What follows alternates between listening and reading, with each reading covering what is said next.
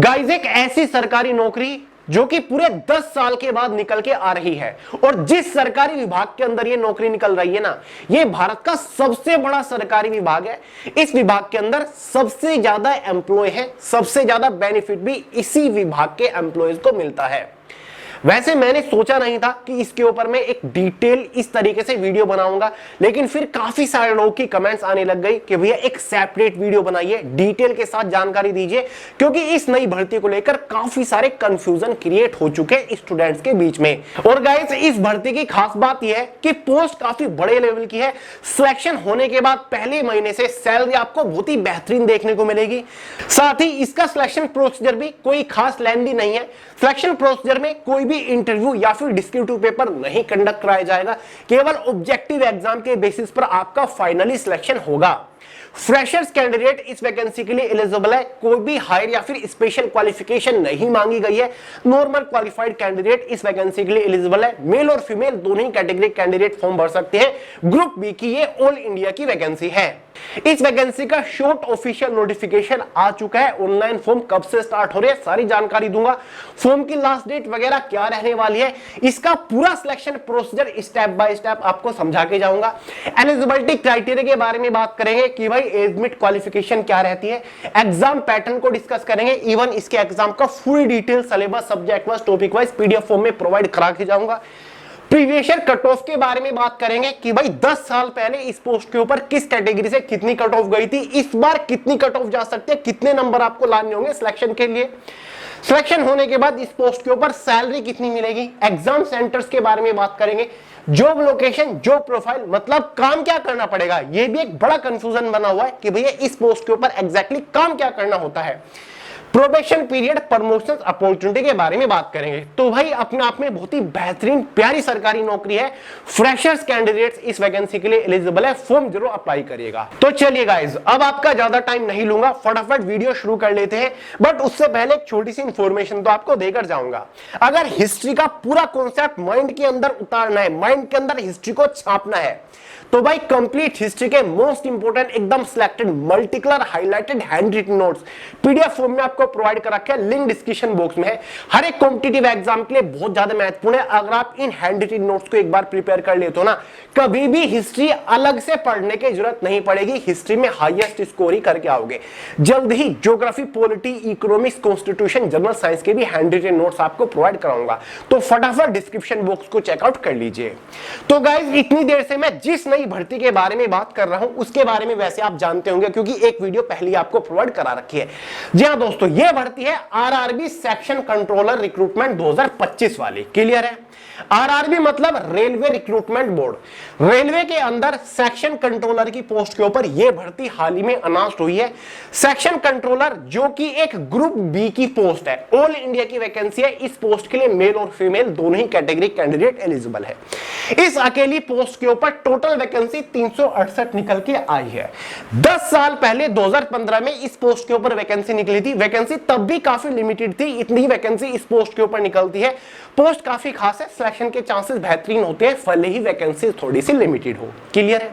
देखिए दोस्तों, 2015 के बाद इस पोस्ट को प्रमोशंस के थ्रू भरा जाता था। पूरे 10 साल के बाद अब 2025 में इस पोस्ट के ऊपर डायरेक्ट भर्ती निकाली गई है। फ्रेशर्स कैंडिडेट्स को सिलेक्ट किया जाएगा इस पोस्ट के ऊपर। पहले बात चल रही थी कि इस पोस्ट को भी रेलवे एनटीपीसी की भर्ती के साथ ही जोड़ा जाएगा, लेकिन भाई रेलवे को भी पैसे कमाने हैं, इसीलिए इस पोस्ट के ऊपर अलग से रेलवे ने भर्ती निकाल दी है। तो काफी अच्छी बात है कि इसी महीने या फिर अगले महीने एनटीपीसी की भर्ती आएगी, लेकिन उससे पहले रेलवे की एक नई पोस्ट के ऊपर भर्ती आ चुकी है। फ्रेशर्स कैंडिडेट्स एलिजिबल है। अब बात कर लेते हैं एलिजिबिलिटी क्राइटेरिया के बारे में। फॉर्म कब से स्टार्ट हो रहे हैं, लास्ट डेट क्या है, फॉर्म फीस वगैरह क्या रहेगी, सारी जानकारी आगे आपको दे दूंगा। पहले कुछ बेसिक इंफॉर्मेशन इकट्ठा कर लेते हैं।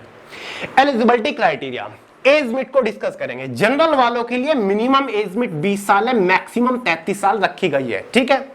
जो आपकी एज कैलकुलेट होगी, ध्यान से देखिए, एज ऑन 1 जनवरी 2026 तक आपकी एज कैलकुलेट होगी, जो कि काफी अच्छा काम रेलवे ने इस बार किया है। ठीक है दोस्तों। ओबीसी एसटी एससी वालों को एज में रिलैक्सेशन मिल जाएगा। ओबीसी वालों को हर साल की तरह 3 साल का, एसटी एससी वालों को 5 साल का एज में रिलैक्सेशन देखने को मिल जाएगा। क्वालिफिकेशन के बारे में अगर हम बात करें गाइज, अगर आपने कोई भी बैचलर डिग्री पास कर रखी है, मतलब आप ग्रेजुएट पास हो, तो भाई आप एलिजिबल है, आप फॉर्म अप्लाई कर सकते थे। ठीक है, पहले तो मतलब इस पोस्ट के ऊपर ग्रेजुएशन पास ही मांगा जाता था। हो सकता है कि इस बार छोटे मोटे चेंजेस किए जाए, लेकिन चांस नहीं है। इस पोस्ट के लिए ग्रेजुएट पास ही एलिजिबल होते हैं। फिर चाहे आपने बीए का रखो, बीएससी का रखो, बीबीए, बीकॉम, बीसीए, कुछ भी कर रखा है ग्रेजुएशन के नाम पर, तो भाई आप एलिजिबल होते हैं। अब बात करते हैं सिलेक्शन प्रोसीजर के बारे में कि भैया जब हम इस वैकेंसी के लिए फॉर्म अप्लाई कर देंगे तो फाइनल सिलेक्शन लेने तक किस किस स्टेज से होकर गुजरना पड़ेगा। बेसिकली इसका कंप्लीट सिलेक्शन प्रोसीजर दो ही मेजर स्टेजेस के ऊपर टिका होता है। स्टेज फर्स्ट, जिसमें आपके एक एग्जाम कंडक्ट कराया जाएगा, CBT 1 ये होता है।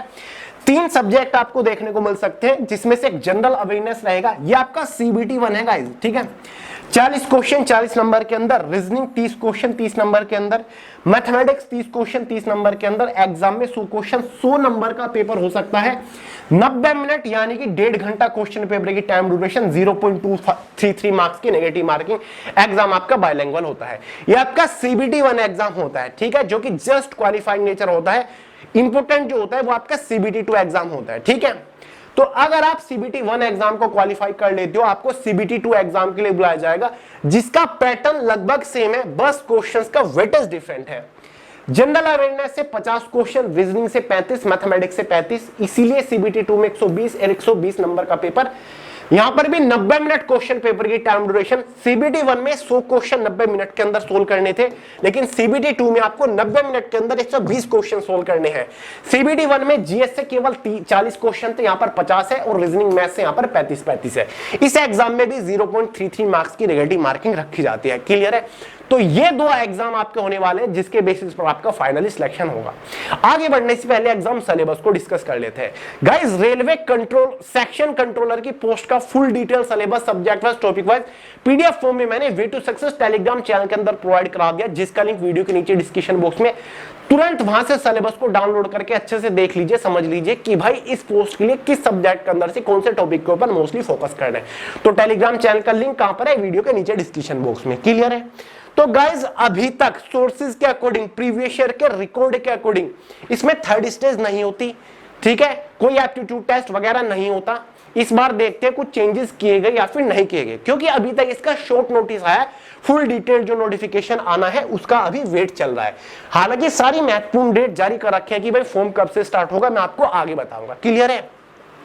कट ऑफ के बारे में अगर हम बात करें, जैसे कि CBT 2 एग्जाम है, 120 नंबर का है, तो पिछले साल 120 नंबर में से जो इसकी कट ऑफ रही थी, लगभग 76 नंबर पर रही थी जनरल वालों की। जी हां दोस्तों, 120 में से 76 नंबर पर इसकी पिछले साल एक एवरेज कट ऑफ थी, जो मैं आपको एक आइडिया दे रहा हूं रफ। इस बार कॉम्पिटिशन ज्यादा रहेगा, तो जाहिर सी बात है कट ऑफ में आपको उछाल देखने को मिल सकता है। ठीक है गाइज, बात करते हैं सैलरी कितनी मिलेगी। गाइज, ये एक ग्रुप बी की पोस्ट है। ठीक है, लेवल 6 की सैलरी आपको इस पोस्ट के ऊपर मिलेगी, तो जाहिर सी बात है सैलरी काफी बेहतरीन होगी।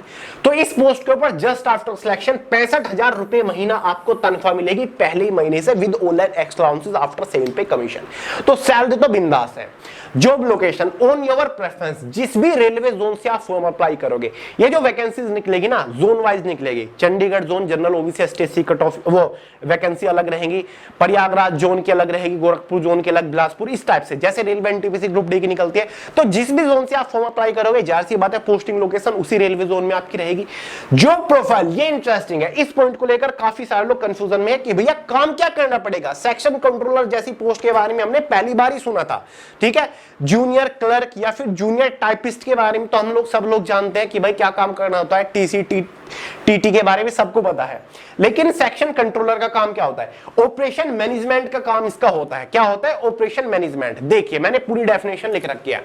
The basis responsible for the RRB section controller for ensuring safety and efficient train operations and adhering strictly to safety protocols। यानी कि जो ट्रेन है उनके ऑपरेशंस के मैनेजमेंट का काम किसका होता है? सेक्शन कंट्रोलर का होता है। उनकी सेफ्टी का काम किसका होता है? सेक्शन कंट्रोलर का होता है। ट्रेन रेगुलेशन का काम भी सेक्शन कंट्रोलर का होता है। The primary duty of RRB section controller is to ensure the timely movement of trains by managing their entry, exit and travel across sections, keeping track of train movements is important along with strict safety protocols, यानी कि जो train है उनकी movement का management भी section control रखता है कि भाई ट्रेन कब निकलनी है, कब आनी है, कहां से एग्जिट करनी है, कहां से एंट्री करेगी, ये सारी की सारी चीजें, या फिर किस ट्रैक पर आएगी, ये सारी की सारी चीजें एक तरीके से सेक्शन कंट्रोल के काम के अंडर आती है। कोऑर्डिनेशन का काम इसका होता है, कम्युनिकेटिंग विद स्टेशन मास्टर। अब आप यही सोच रहे होंगे कि भाई किसी भी स्टेशन के ऊपर, किस प्लेटफॉर्म के ऊपर ट्रेन कब आएगी, कब छूटेगी, ये काम तो स्टेशन मास्टर का होता है। बिल्कुल होता है, लेकिन जो सेक्शन कंट्रोलर होता है वो स्टेशन मास्टर के साथ कम्युनिकेट करता है, ठीक है, जहां पर ट्रेन ड्राइवर के साथ भी कम्युनिकेट करता है, ठीक है, सिग्नल ऑपरेटर के साथ भी कम्युनिकेट करता है, या फिर अदर जो रेलवे का स्टाफ है उनके साथ कम्युनिकेट करता है। इनका पूरा कोऑर्डिनेशन बैठाने का काम सेक्शन कंट्रोलर का होता है। अब station master directly railway driver से बात करे, या फिर सिग्नल ऑपरेटर से बात करे, या फिर अदर रेलवे स्टाफ से बात करे, किस किस से करे, तो ये पूरा जो मैनेजमेंट होता है, पूरा जो ये इकोसिस्टम है, इसको मैनेज करने का काम किसका होता है? सेक्शन कंट्रोलर का होता है। यानी कि ये स्टेशन मास्टर के भी रेफरेंस में रहेगा, ट्रेन ड्राइवर के भी रेफरेंस में रहेगा, सिग्नल ऑपरेटर के भी रेफरेंस में रहेगा, ठीक है, सबको इंफॉर्मेशन देने का काम इसी का ही होता है, ठीक है। तो भाई स्टेशन मास्टर ने तो एक बार बोल दिया कि ये जो ट्रेन है ये मतलब थर्ड प्लेटफॉर्म पे आएगी, चौथे पर, पांचवें पर, ठीक है। बाकी कोऑर्डिनेट करने का काम सेक्शन कंट्रोलर का होगा, वो सिग्नल ऑपरेटर से कोऑर्डिनेट करेगा कि सिग्नल देना है फिर नहीं देना है, वो ट्रेन ड्राइवर से भी कोऑर्डिनेट करेगा, ठीक है। पूरा टाइम टेबल मैनेजमेंट काम करने का, यानी कि preparing and managing train schedule and making real time changes during delay और डिपार्चर, यानी कि ट्रेन का जो पूरा टाइम टेबल है वो बनाने का काम किसका होता है? सेक्शन कंट्रोलर का होता है। पूरा शेड्यूल बनाता है, रियल टाइम चेंजेस करता है, कोई भी ट्रेन डिले हो रही है या फिर पहले छोड़ी जा रही है, ये सारा का सारा काम सेक्शन कंट्रोलर का होता है। Safety supervision, ensuring safety standards during bad weather, यानी कि खराब मौसम के टाइम पर सेफ्टी की जो गारंटी होती है, सेफ्टी की जो रेस्पॉन्सिबिलिटी होती है, वो सेक्शन कंट्रोलर के ऊपर होती है। इमरजेंसी इक्विपमेंट फेलियर वगैरह हो जाते हैं, ये सारा का सारा काम सेक्शन कंट्रोलर का होता है। क्राइसिस हैंडलिंग, अगर कुछ क्राइसिस आता है उसको हैंडल करने का काम भी सेक्शन कंट्रोलर का होता है। During the emergency, respond quickly to break down accidents or operational problems to return to the normal operations. Emergency के टाइम पर भी क्विकली रेस्पॉन्ड करना होता है सेक्शन कंट्रोलर को, ठीक है, ताकि एक्सीडेंट वगैरह या फिर कुछ भी ऑपरेशंस में प्रॉब्लम आ रही है उसको संभाल सके। Shift duties, working in rotation shift, यानी कि कोई फिक्स शिफ्ट नहीं होती, रोटेशन शिफ्ट में काम करता है, नाइट वगैरह में भी या फिर हॉलीडे में भी काम करना पड़ सकता है, ठीक है। Maintaining high concentration and alertness, यानी कि काफी अलर्ट और रेस्पॉन्सिबिलिटी वाला काम है सेक्शन कंट्रोलर का, ठीक है। तो एक काफी बड़ा काम है सेक्शन कंट्रोलर का, कोई छोटी मोटी पोस्ट नहीं है, तभी तो आपको पे लेवल 6 की सैलरी मिल रही है, तभी तो आपको 65 से 70 हजार रुपए महीना पहले ही शुरुआत से ही तनख्वाह मिल रही है जस्ट आफ्टर सिलेक्शन। तो भाई पावरफुल पोस्ट है like station master. Important date, भाई इस वैकेंसी के लिए ऑनलाइन फॉर्म 15 सितंबर से स्टार्ट होने जा रहे हैं, ये इसके ऑफिशियल नोटिफिकेशन में कह रखा है। शॉर्ट नोटिफिकेशन अभी आया है, फुल डिटेल नोटिफिकेशन जो आएगा वो लगभग आपका 14 या फिर 13 सितंबर को आ जाएगा, क्लियर है। उसमें सारी चीजें क्लियर हो जाएंगी कि एग्जैक्टली इस बार सिलेक्शन प्रोसीजर क्या रहेगा, अगर एग्जाम वगैरह में कुछ चेंजेस हुए हैं वो सारी चीजें उसी में ही पता चलेगी, ठीक है। फिलहाल प्रीवियस ईयर के रेफरेंस से मैं आपको जानकारी दे रहा हूं। फॉर्म की जो लास्ट डेट रहेगी वो 14 अक्टूबर 2025 रहने वाली है। फॉर्म फीस वही है जो किसी भी रेलवे की पोस्ट के लिए रहती है। जनरल, ओबीसी, ईडब्ल्यूएस वालों के लिए 500 रुपए शुरुआत में चार्ज किए जाएंगे, हालांकि सीबीटी 1 एग्जाम होने के बाद 400 रुपए आपको रिफंड कर दिए जाते हैं, ठीक है। एसटी, एससी, पीएच वालों से 250 रुपए शुरुआत में चार्ज किए जाते हैं, सीबीटी 1 एग्जाम होने के बाद 250 के 250 आपको रिफंड कर दिए जाएंगे, क्लियर है। तो ये फॉर्म फीस का स्ट्रक्चर है। बाकी एग्जाम वगैरह जो इसका कंडक्ट कराए जाने की उम्मीद है वो यही है, मार्च महीने के आसपास इसका एग्जाम शुरू होगा, मार्च 2026, यानी कि शिद्दत के साथ आप तैयारी करने में लग सकते हैं। बढ़िया पोस्ट है, ज्यादातर लोग railway group D, NTPC, SSC के पीछे भाग रहे हैं, तो इस पोस्ट के ऊपर ट्राई करेगा, सिलेक्शन के चांसेस बढ़िया है, चुपके से आप सिलेक्शन ले सकते हो, मेरा मानना तो ये है, क्लियर है।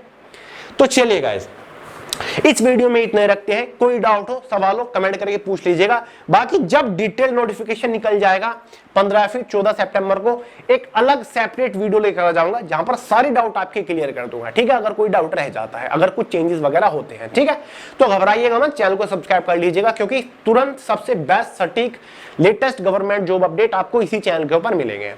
वीडियो पसंद आई हो लाइक करिएगा, दोस्तों के साथ शेयर करिएगा, चैनल को सब्सक्राइब करना मत भूलिएगा। मिलते हैं अगली वीडियो में बहुत ही जल्द, तब तक के लिए जय हिंद।